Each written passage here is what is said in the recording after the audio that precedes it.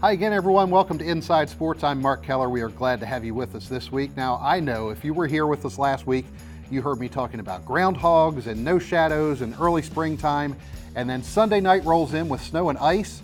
We were duped, I tell you. It just goes to show you can't trust a rodent when it comes to forecasting the weather. What can you trust? Well, our Herald Mail insiders for one thing. Kevin Dunleavy joins us to talk about boys basketball today. Bob Parcelletti follows him with girls basketball. That winter weather put a hurting on the local schedule early this week, but Kevin and Bob will bring us up to speed on what did happen on their beats and what's coming up as the playoffs approach. And Dan Kaufman is back. He'll catch us up on the regional indoor track meets from last week and tell us what to expect at the state meet on Monday and Tuesday. And of course, we'll take a look at what's been happening on social media and tell you how you can be part of the show by tagging us on Twitter and more. That's what's in store for this edition of Inside Sports. We'll have boys basketball to start when we return after this. When you elevate nurses, you reduce an entire town's blood pressure. Specialized medical training means top nurses, top care. Meritus. Healthcare transformed. How do you give a patient healthier healthcare? Give her doctor, nurse, PA, and therapist the same health record. Introducing electronic health records. One patient, one record, one click. Meritus. Healthcare transformed. For the last 2 years of my education, I was going to work full-time, school full-time, and raising 2 young children by myself. I think that anybody who's desiring to continue their education or to advance their career, I think that USMH provides convenient location, affordable pricing, and again, they have instructors that really care about sending their students off with the experience and the education that they need to succeed. When it comes to hearing loss, who will be taking care of you? Audiologist Dr. Karen Hamilton is Hagerstown's hearing doctor, working to improve the quality of life for those with hearing loss. At Audiology Services, Dr. Hamilton focuses on evaluation and diagnosis to provide solutions for treating hearing loss. Using the latest technology, she programs hearing aids to meet your unique needs and ensures they fit properly and comfortably. Audiology Services participates with most insurance companies and will check benefits and file claims on your behalf. Dr. Hamilton and her team also serve the community through Hagerstown Hearing, which focuses on providing crystal clear sound in places such as theaters, churches, offices, and homes. Hagerstown Hearing installs looping systems that allows those with hearing loss to enjoy speech clarity and noise reduction, providing an experience like never before. To learn more about Audiology Services and Hagerstown Hearing, call 301-790-3300. Audiology Services and Hagerstown Hearing, providing crystal clear sound. Welcome back to Inside Sports. Starting out today talking about some boys basketball. Herald Mail insider Kevin Dunleavy joins us here. Kevin, good to have you with us. And have to say right off the top, you were right. I was wrong. I said that St. Maria Goretti, St. James game could be fun to watch. You were right. Not so much fun to watch almost all Goretti after an early 9-4 start by St. James. Goretti ran away with it after that. Yeah, it was fun for about 5 minutes because St. James did start off well, hit their first, hit 3 3-pointers real quick and took a lead and got the crowd fired up. But really it was a real difference. You could tell not so much in the talent level between the two teams, but really the experience level.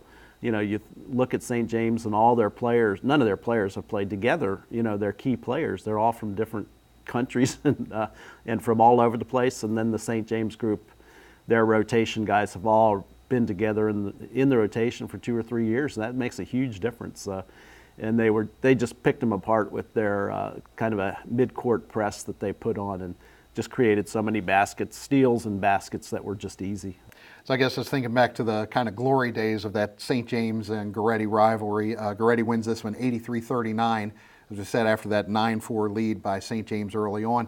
And I guess with players like Simbila, Blakeney, you mentioned the rotation of those guys in there, talents like that, it's pretty easy for them to overpower teams. Yeah, it's rare that you see in private schools that you go from one season to the next and you don't have any kind of turnover. And that's what they had. And they had a veteran group back, and you're really seeing the benefits of that right now with how they're playing. They're really tight chemistry-wise.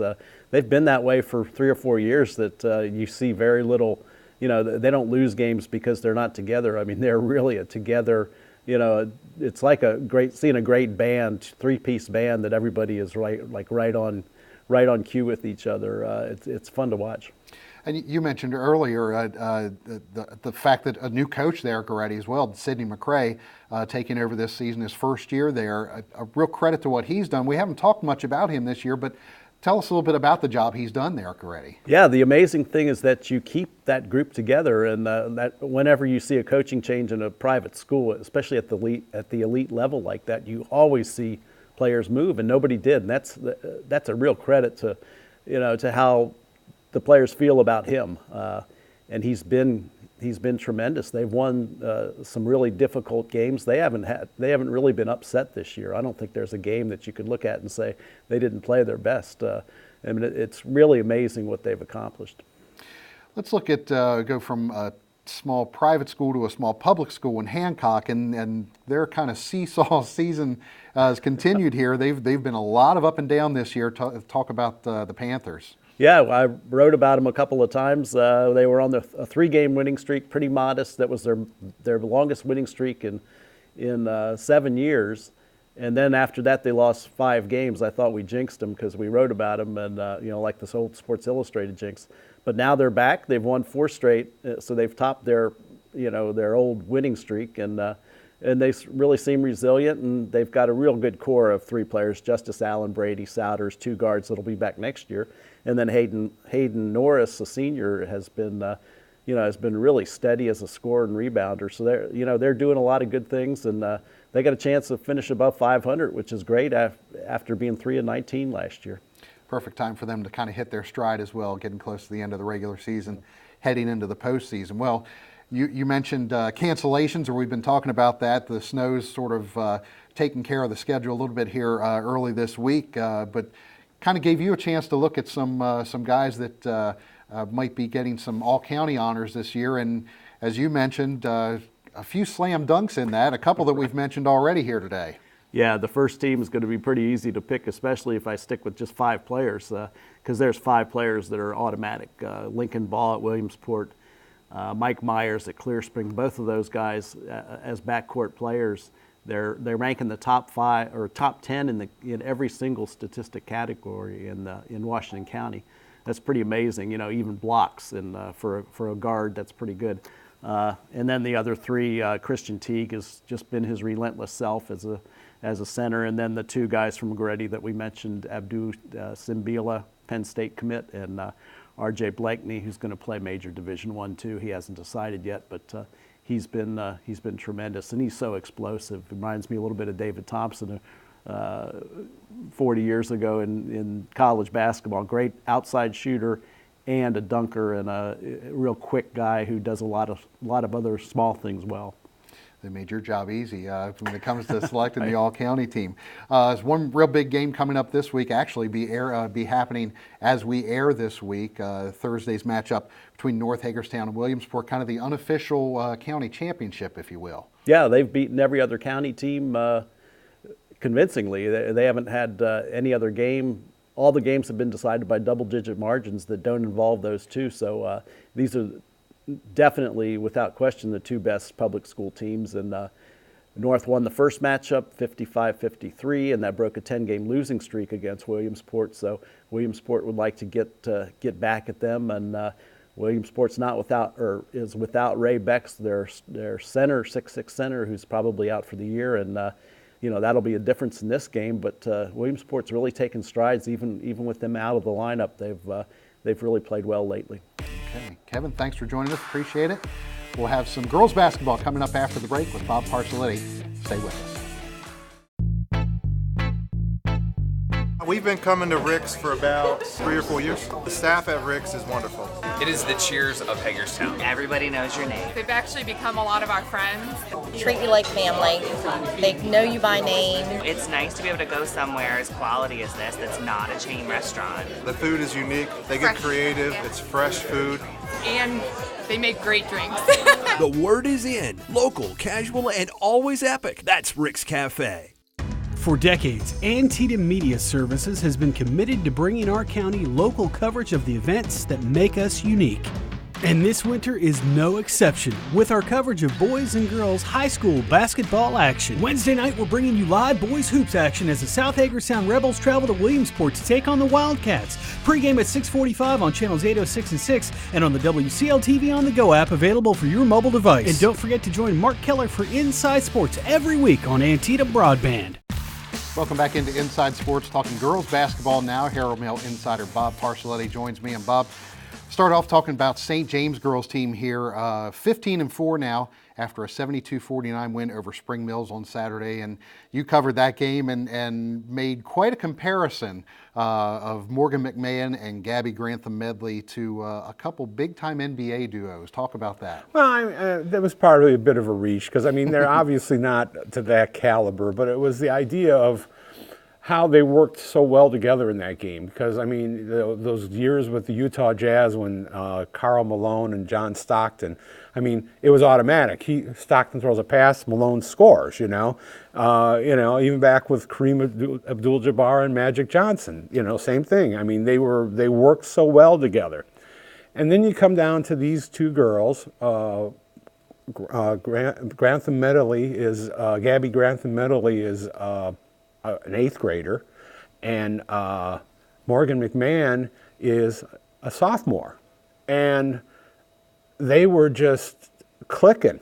Morgan McMahon can throw passes from all these different directions, and she's just being pressed into the point guard thing. She's just learning how to play it, but she has all these passes down. I mean, she's throwing passes sideways, bounce passes, and flipping them up in the air and everything. I mean, stuff that you would think somebody like a Stockton or somebody else would do, And she's getting them, and here's Grantham Medley getting the ball and putting it in, reverse layups, fadeaway jumpers, driving to the hoop for an 8th grader.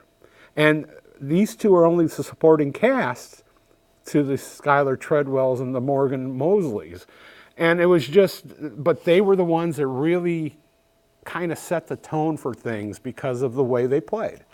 You mentioned kind of, different types of passes and things like that. They're learning from somebody pretty good. Nate Naylor was a pretty good player himself in his day, and he's had success wherever he's gone. At South Hagerstown with the girls team there a few years back, and now he's been able to do the same thing here at St. James. What is it that's in Nate Naylor's toolbox that kind of makes him such a success as a head coach? Well, I mean, he's had some good talent in those things, but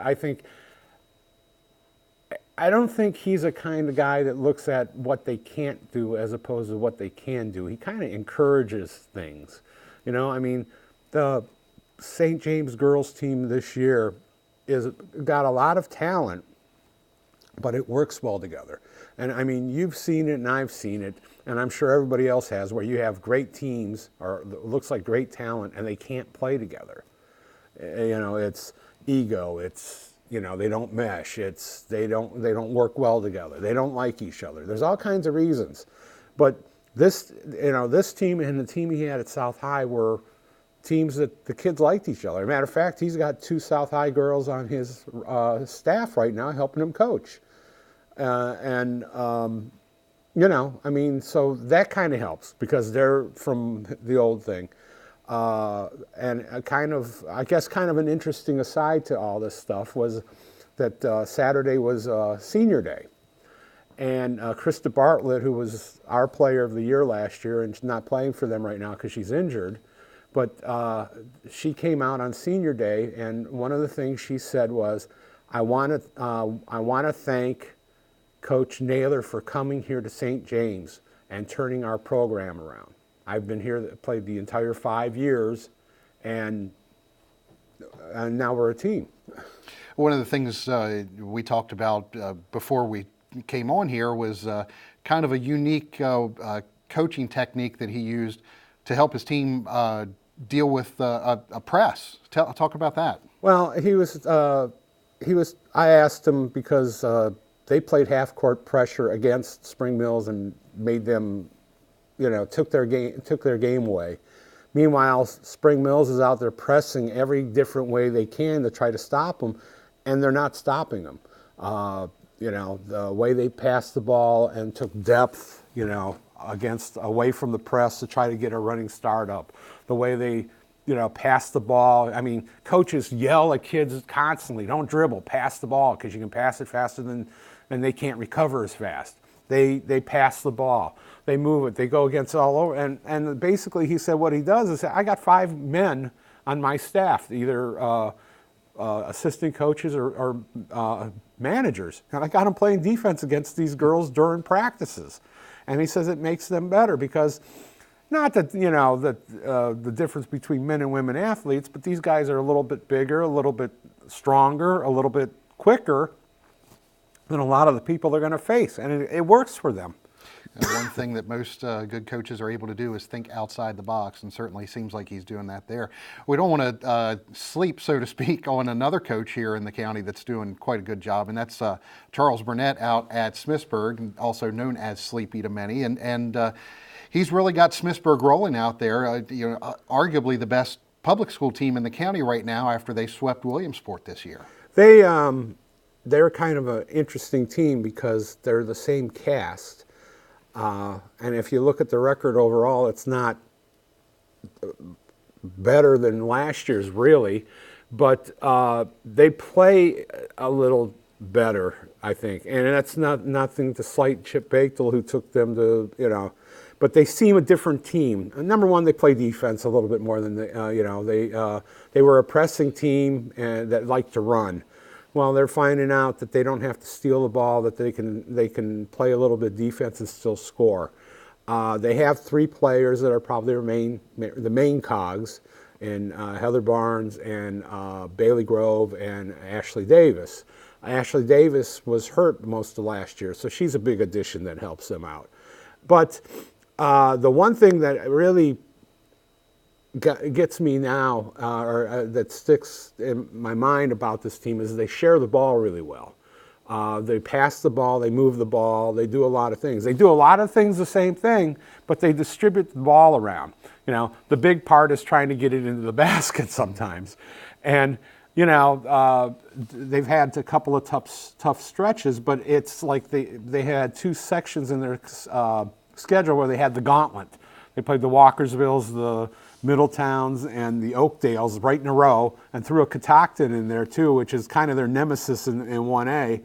And, it was kind of like the gauntlet, and it kind of took them down a little bit as far as record goes.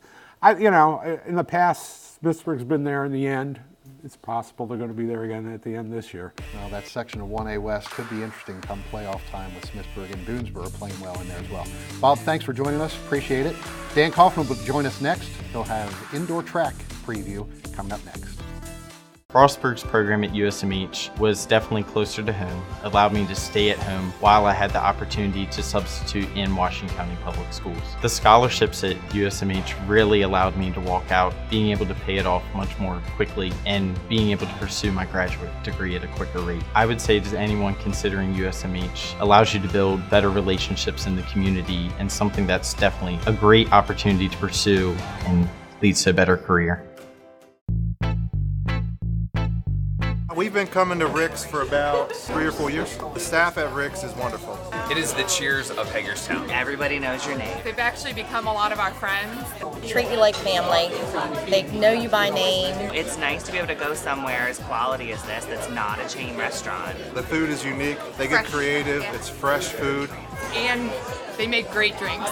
The word is in. Local, casual, and always epic. That's Rick's Cafe.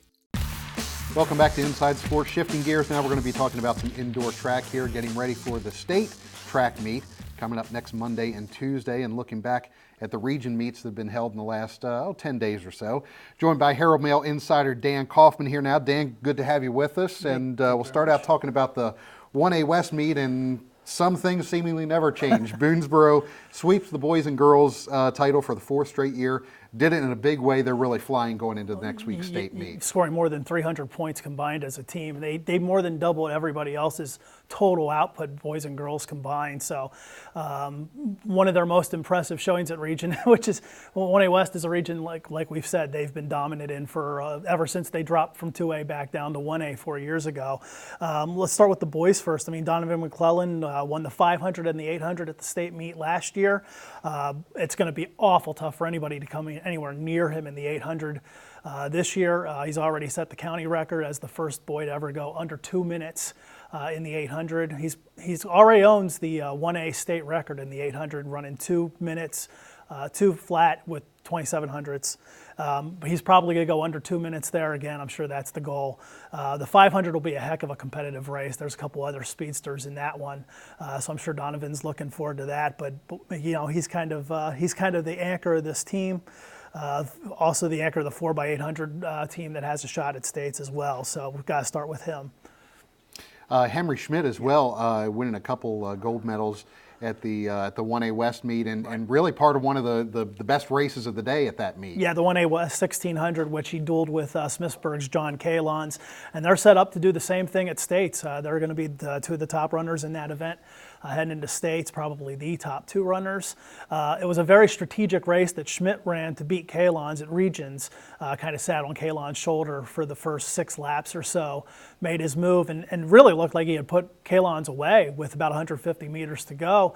And Kalons showed a lot of heart in coming back and almost getting back by the finish line. So, you know, they both know the other pretty well at this point. They also dueled in cross country some. So that's one race that I'm definitely looking forward to the most when we get to Monday.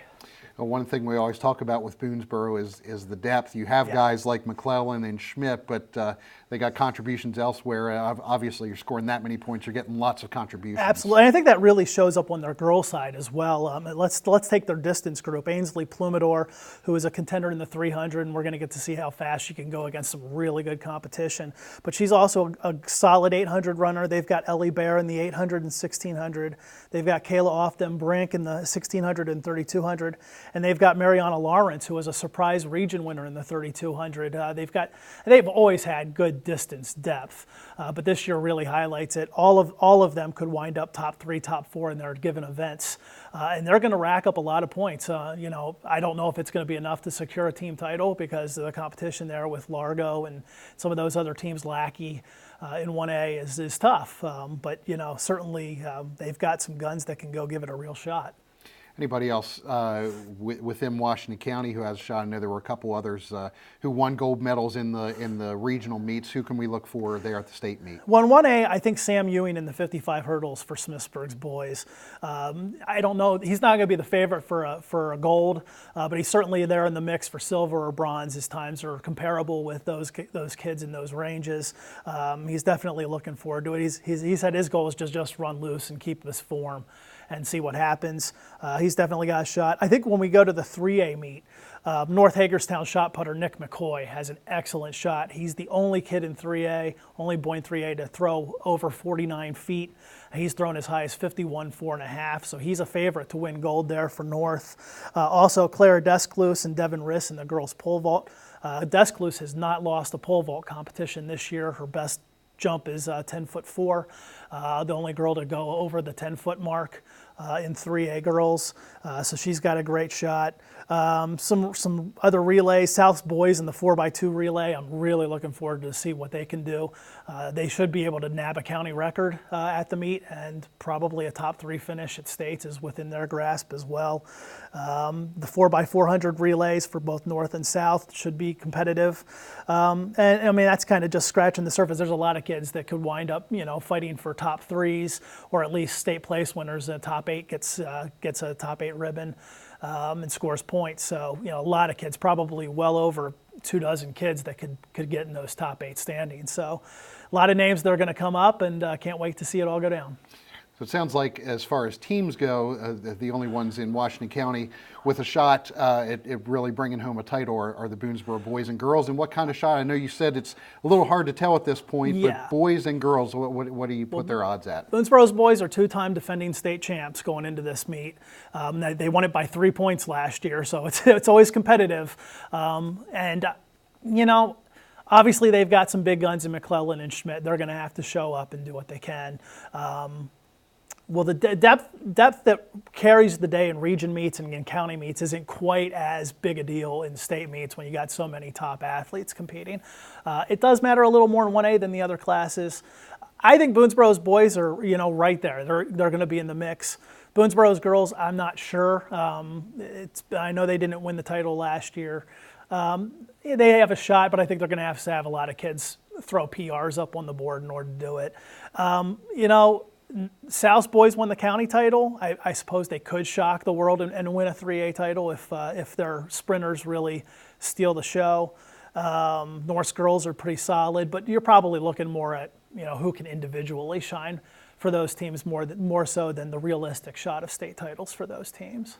So still one region meet to be held as we're taping this, the 1A Central meet still to be held, so we'll have a better idea once that's finished of the full field for those for the 1A meet as well. State meet happens Monday and Tuesday, February 18th and 19th at the Prince George's Sports and Learning Complex. The 1A, 2A meet is Monday. That's at 11 a.m. The 3A and 4A meets are Tuesday. They begin at 4 p.m. Dan Kaufman, thank you very much for joining us, filling us in on state track. We'll have more to come here after this break, the social media segment coming up right after this.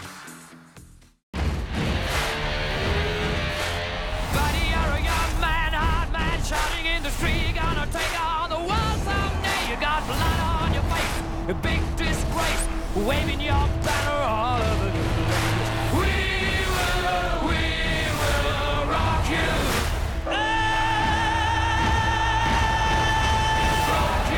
Bohemian Rhapsody. Digital customers, tune to Channel 1 to get started. For the last 2 years of my education, I was going to work full-time, school full-time, and raising 2 young children by myself. I think that anybody who's desiring to continue their education or to advance their career, I think that USMH provides convenient location, affordable pricing, and again, they have instructors that really care about sending their students off with the experience and the education that they need to succeed. Welcome back to Inside Sports. We'll close out things today with our social media segment as we take a look at what people have been talking about on Twitter and Facebook over the last few days here in the area. On Facebook from Tuesday night, some photos of Washington County North Stars hockey from Michelle Kirshner and Liz Lorenzen, showing the team after its 4-0 victory over Frederick in the third-place game of the Monocacy Valley Hockey League playoffs.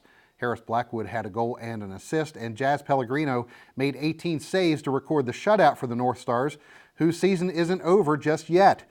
With the third-place finish in the Monocacy Valley Conference, they qualified for a spot in the Capitals Cup playoffs. They're the number 6 seed in Bracket 2 and will face Marriott's Ridge, the top team in the Howard County Conference, next week in the opening round of those playoffs. Good luck to the North Stars as they continue onward. South Hagerstown football on Twitter at SHHS Rebels FB reached out to its players on Monday to tell them not to shirk too much responsibility with a couple extra days off, tweeting snow day. Great time to get caught up on your studies, and juniors, make sure your season highlight film on Huddle is completed. Coaches will be stopping by in the next few weeks. That's a perfect reminder to all students to keep your eyes on the prize. If you're heading out to a game or a meet or a match, remember to reach out to us or tag us on social media. Let us know about all the cool stuff that happens before, during, and after the games or events. On Twitter, we are at Inside Sports OL. On Facebook, Instagram, and Snapchat, we are at Inside Sports Now. Whether you have a picture, a video, even a meme, we want to see it. And if you do that, we could include your social media post in this segment next week. Well, speaking of snow days, we had one ourselves on Tuesday. We were scheduled to bring you coverage of the South Hagerstown Williamsport boys basketball game, but the winter weather postponed that game.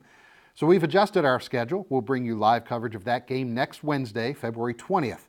Barry Brown and I will have the pregame show for you at about 6:45 p.m., provided the JV game finishes on time, right here on WCL-TV, Channel 6 and 806, or on the WCL-TV On The Go app for iOS or Android. And if you miss it live, you can catch the rebroadcast on Thursday and Friday, February 21st and 22nd at 9 p.m., or Saturday and Sunday, February 23rd and 24th, both at 10 a.m.